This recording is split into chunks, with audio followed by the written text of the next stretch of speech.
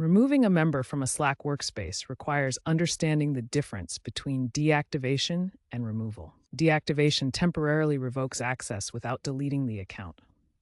The user's messages and files remain visible, but they can't log in. This is ideal for temporary suspensions or policy violations.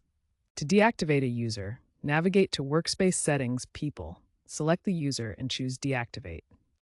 You'll see a confirmation modal explaining that the member will be unable to sign in, but their messages and files will remain accessible. Removal, on the other hand, permanently deletes the user from the workspace, erasing their history unless exported beforehand.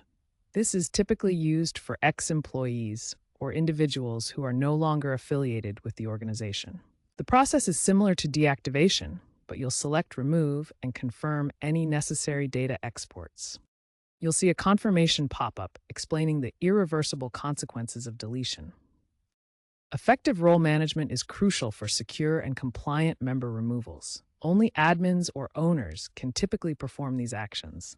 Slack offers roles like member with basic access, admin for managing users and channels, and owner with full control. Custom roles provide tailored permissions, limiting certain admin capabilities, like preventing them from removing users. Before removing a member, enable data export to comply with data privacy laws such as GDPR and CCPA. Use Slack's API for bulk operations in larger workspaces to streamline the process. It's important to note that owners cannot remove themselves. For security, Slack has implemented mandatory two-factor authentication for sensitive actions like member removals, as well as AI-driven anomaly detection to flag unauthorized attempts.